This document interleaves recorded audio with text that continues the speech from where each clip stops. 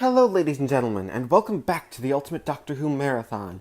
This is a show where I take a look at every classic Doctor Who story plus a bunch of Big Finish audio dramas, one episode a day, 7 days a week. And today, on the 27th of May 2019, I'm starting a look at the second of the three Nest Cottage miniseries by Paul Magrs, Demon Quest, starting, of course, with Part 1, The Relics of Time. Now, the first thing that really stands out about Demon Quest is that, unlike Hornet's Nest, where you had the story framed in a sequence of the first four parts had already happened and the Doctor was telling them to Mike Yates, and the last one happened as it went on, this one is more cause to effect. There's much less narration here, because let's be honest, the narration did kind of get in the way a little bit. It felt more companion chronically than full cast.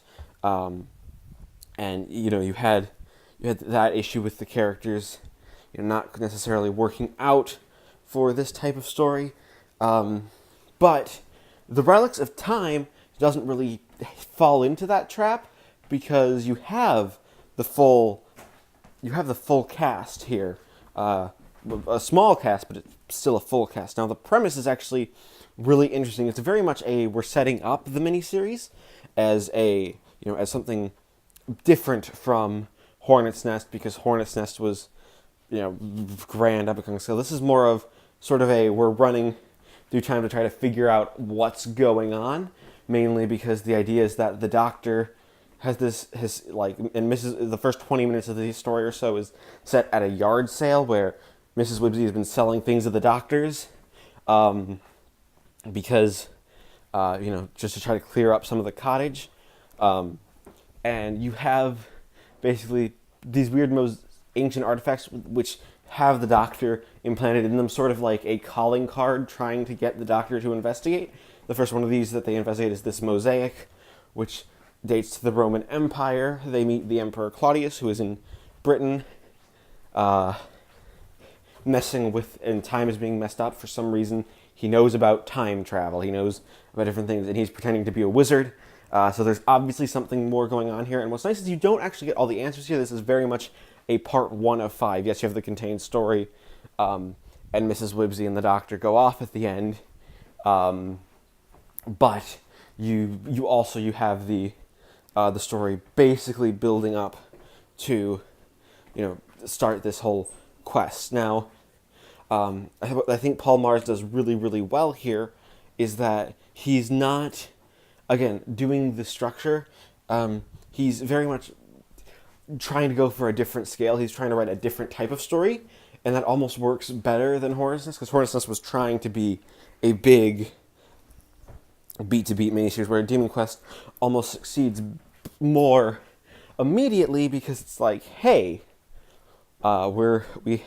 we don't know what's going on. The Doctor is in the dark here. He has to, keep things going. And I think Tom Baker works better with that material. He doesn't quite work as well with the characterization of, I understand entirely what's going on. I understand the universe. He's not, say, the second or seventh Doctor, or even the third Doctor. He's very different. The Doctor also has really good chemistry with Mrs. Wibbsey here, because obviously Hornet's Nest revealed she's from 1939, and the Doctor is really sympathetic to her plight. He would love to take her back and just let her continue to live her life, but he can't.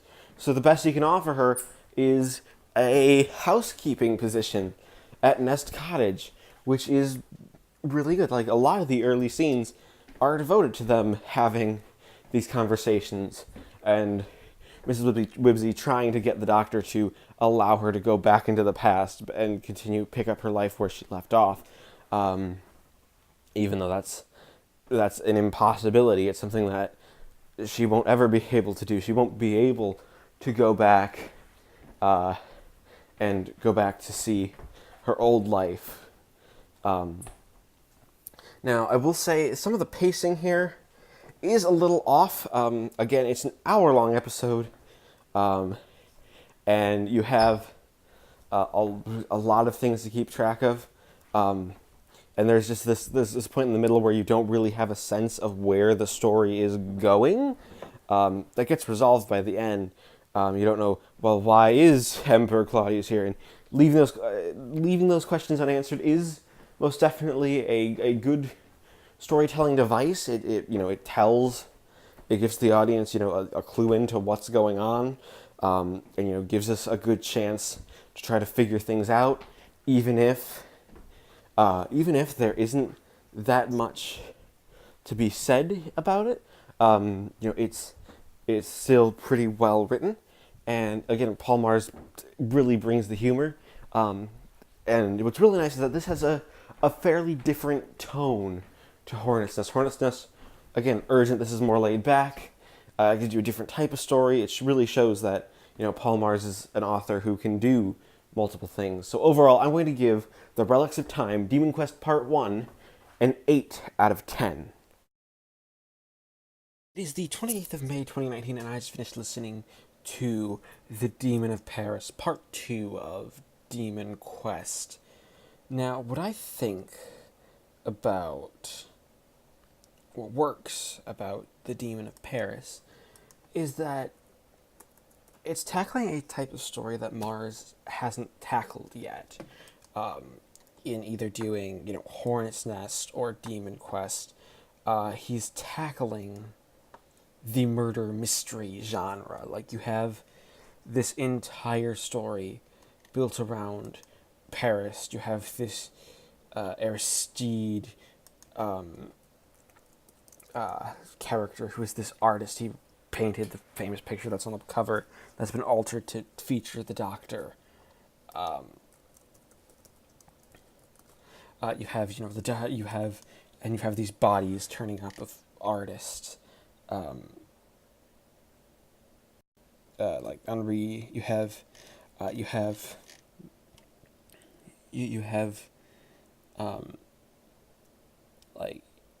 like Aristide Bront is this model, who is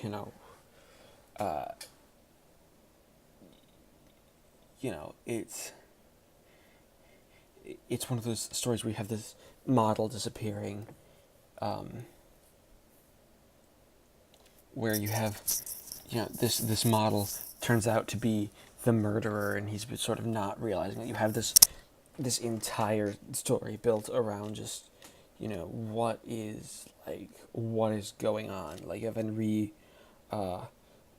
de Toulouse-Lautrec, played by Mark Meadows, who is this larger-than-life character who's gone missing. You have characters dying. You have this big build-up to try to be like, this is something serious. We're much more serious than the first part. You have the actual, you have what is an actually interesting story. You have Mrs. Wibbsey going in the TARDIS and hating it. There's just so much atmosphere here that it's obvious that that Paul Magrs loves Paris and loves the bohemian style, and all he's throws in all these nice little references. So you where you have characters coming and going and having the sort of things they have their sort of storylines going on and being like, yes, we're doing this amazingly built storyline built around characters being characters in Paris in the 1890s. The Doctor gets confused for this model who's a comedian and performer. There are damsels in distress, which very easily could have become sort of a tired cliche. We're doing damsels in distress, really? But no, it's more Paul Magrs is good enough to be like, the damsels are most definitely just like, we're sort of paying tribute to this period and this sort of style of telling a story. That is like, yes, that we are telling a story that should be told. It's perhaps it's much more enjoyable than the Relics of Time, and also it deepens the mystery and it builds on it. We're doing a lot more building into one another than, say, Hornet's Nest did. Demon Quest is very much being like, right, part one leads right into part two, which leads right into part three. Like this one, like it's like, oh, like the next part is going to involve Mike Yates getting in on the action and coming back. But just hearing the Doctor in Paris, even after this, is really, really good. Because there's,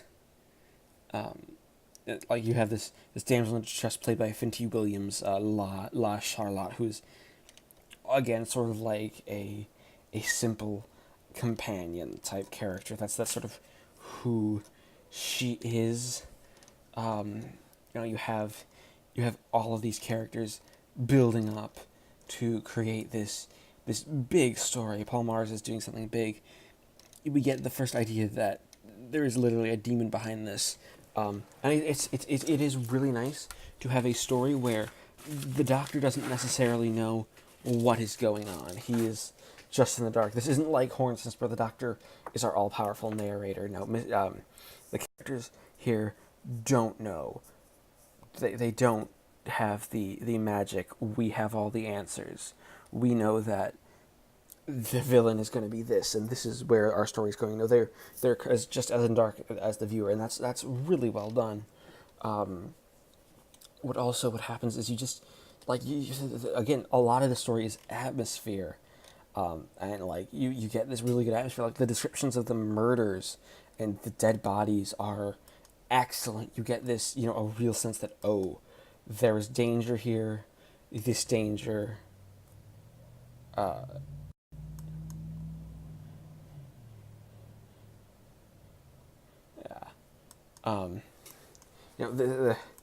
this, it's a real, this real sense of just everything could be falling apart at any moment. It's you have, it's something that I think Paul Magrs does really, really well. Again, I think perhaps one of the big problems is that this set is sort of relying a bit much on having the narration there, where you don't really need the narration for a set like this. You could, this, especially a story like this, there are points where I'm like, oh, we could have this scene in dialogue, even with the actors that we have. You don't need to have the narration here. It feels like it's like, oh, they're trying to have, they just like, we want the narration because why not? It's one of those stories where it's like, yeah, let's have the narration. But overall, this is a story that you really would like. So I'm going to give The Demon of Paris a 9 out of 10. It is the 29th of May, 2019, and I just finished listening to A Shard of Ice, the third episode of Demon Quest, and perhaps one that isn't quite as good as The Demon of Paris was. Whilst The Demon of Paris had a lot of fun stuff, was it built itself an atmosphere and built a bunch of stories and things to basically tell its tale. A Shard of Ice is less than perfect. It's one of those stories that you get the story built up around a bunch of characters in you sort of it has this cold idea. It's like you have the Doctor and Mike traveling sometime in the past. It's not actually really clear to basically to deal with this deal with this storytelling, to find the third of the four artifacts. That's basically what you're doing. You have and this is the first time where we actually sort of see the demon, I guess, our like you really start to see things start to come together, but it doesn't do stuff. We're in the middle of 18 like 1847. You have this idea that like this creature is sort of it's existing. It not only exists, but it's this creature that exists to basically be like, okay, here's where we go. You have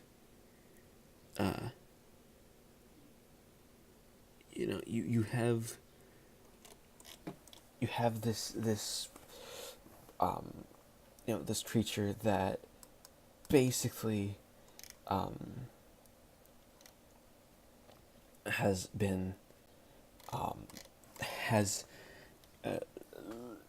been building up towards the end. You have you have the first mention of Sepulchre, which is the big finale. That's I don't quite know where that you sort of have the idea that the story's leading places, and there is a lot of good atmosphere here. Paul Magrs does an excellent job in creating an atmosphere and creating a story that you can really, sort of feel, get a good feel for what the story is trying to do.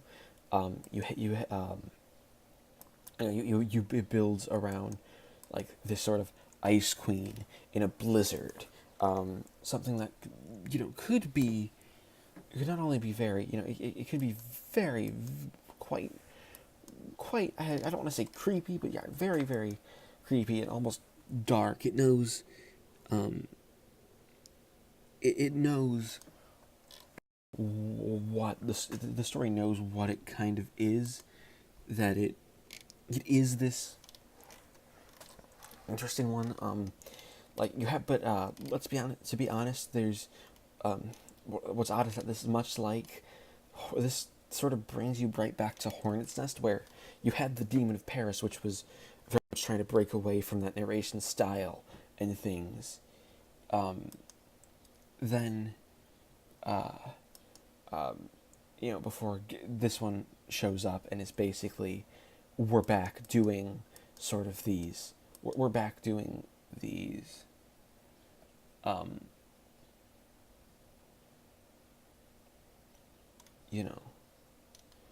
They're back doing these, this fully narrated style with the Doctor as, with even this time where the Doctor is a,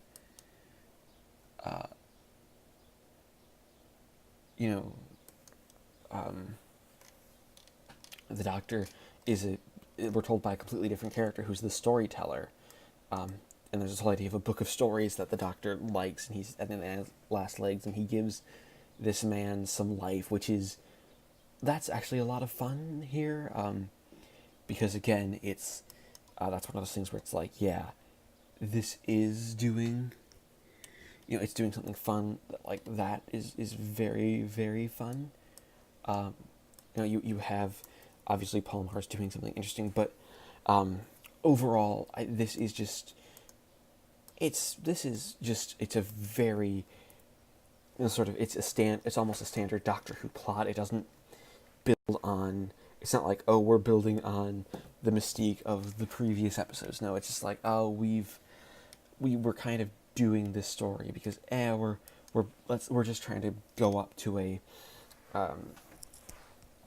basically to a finished sort of plot.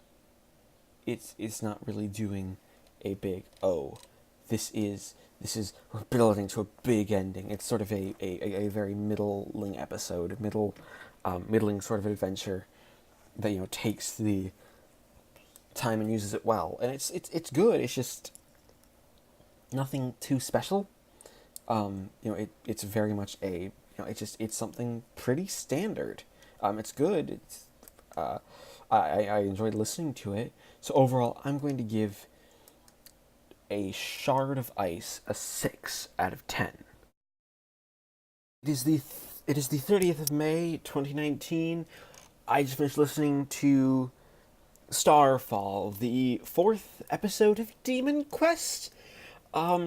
Starfall can be pretty accurately summarized as Paul Magrs likes comic books and superhero stories and Doctor Who, so he decided to mash them together. And I don't mean that as a complaint, because it is pretty good. Um, there is stuff to be enjoyed here. You have like this oh look, we're a couple, and the man's I think he like wants to get into comic books, or he adores comic books, but he's sort of stuck at this um, job just selling pretzels, and in selling pretzels, he doesn't make him much money, whereas his girlfriend is working as a literary agent, writing down this old washed up actresses, memoirs, I guess. But the big surprise is, oh no, it's actually she's the demon, and this woman becomes a superhero called Miss Starfall, who's basically Supergirl. Which it's like she almost becomes corrupt with words, like, oh, I don't have to do anything anymore. I can just save everybody and do what I want. But no, I wouldn't do that, because that would be wrong. And I think the idea is that, like, oh, it's the demon trying to find a way to be evil. It's very weird. This is a very weird story. It's an hour long, and it's all sort of told through this, like, oh, but look at what we're doing. We have it's did I mention superhero comics are not only a thing but something. Again, it's obvious that it's something that Paul Magrs really likes. Like, this is a very campy episode, and it's a lot of fun. Magrs is obviously having a ball writing this one, and Tom Baker, Richard Franklin, and Susan Jameson are having a lot of fun performing in it. They are really enjoying themselves here, as you have as you have these characters sort of dealing with this whole idea of having a this woman becoming a superhero, and then becoming a superhero and trying to basically get money, I guess, even though it doesn't work out. But like there's this really big nice ending where it's like, oh, well, no, we're doing fine now because I wrote this comic book and sold it, and that's what you've been watching. Like, the guy narrating this does it in this New York accent, very much over the top, very much a like, oh, well, hey, last time on Doctor Who, sort of this almost like a kind of like a radio announcer type thing. It's working very much on the sort of nostalgia of like old serials, and it makes the narration work a lot better than it should, because a lot of the narration did have in A Shard of Ice was very distracting, whereas this one's like, oh, so now we have really solid narration, and some really solid, basically a really solid way of finishing everything with, building things up, but being solid enough that you're like, oh, this is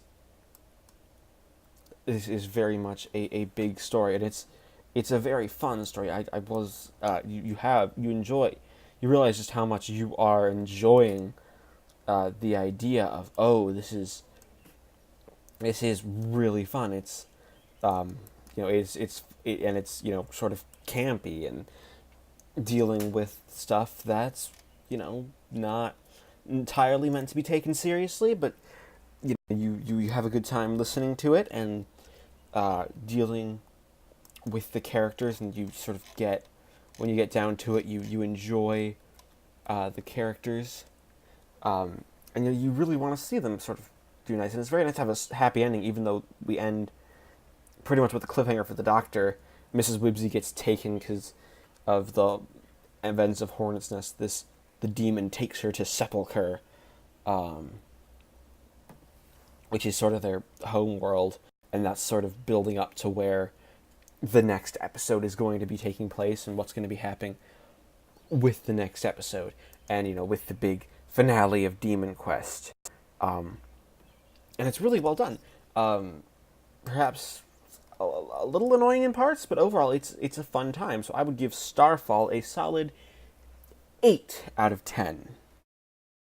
It is the 31st of May 2019, and I just finished listening to part 5 of Demon Quest Sepulchre, the big finale episode, the one where we get the demon destroyed, and we get the big reveal that Mrs. Wibbsey has been infected by the Hornets this entire time.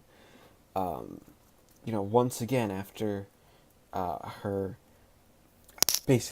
time in, basically after her time away. Sepulchre it's interesting because as a story, it tries to do something almost trippy. It's very much Paul Magrs playing on that sort of potentially trippy nature of writing finales. It's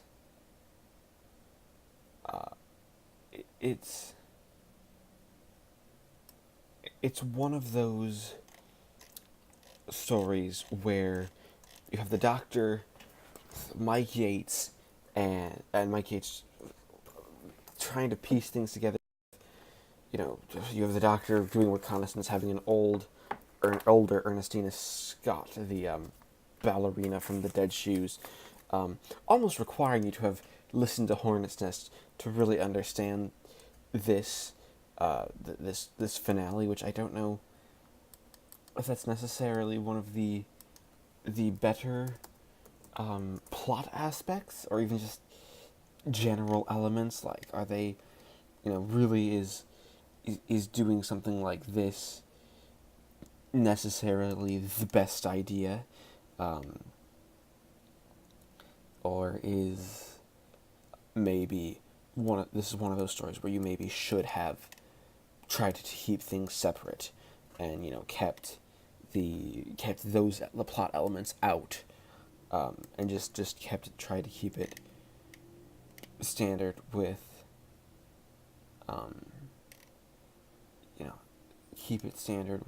the rest of the the rest of the plot. Just keep it within that sort of world. Now, what's interesting is that there's you have this whole Edwardian house where Mrs. Wibbsey, you see her as a broken character, and that's really well done. I hate to say it, that's perhaps the most interesting bit, because once the demon reveals himself, he just sort of turns out to be some standard I'm evil Doctor Who villain fare. It's not, it's not necessarily things that are above, it's not necessarily above what's going on. It's,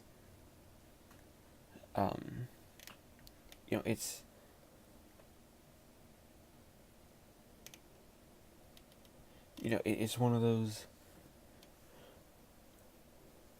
those stories where you really get to see everything, everything sort of, everything.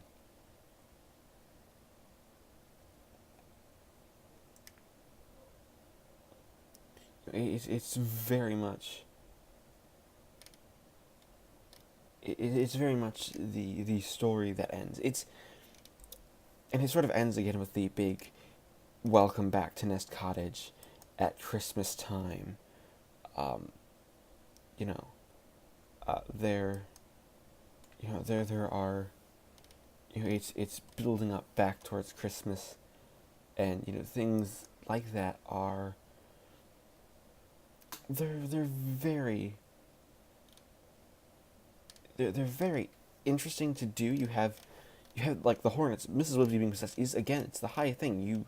You really feel bad for her. But you know, it's a story that that ends. But Sepulchre is such a good idea. It's this pocket dimension, and the demon is a good idea, but it's doing more the Doctor versus a satanic figure, which has been done before. It's nothing new. It's an enjoyable enough story, but it's it's nothing new, and it perhaps needs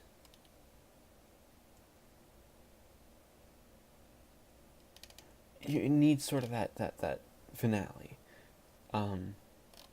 It doesn't feel like a good old fashioned ending.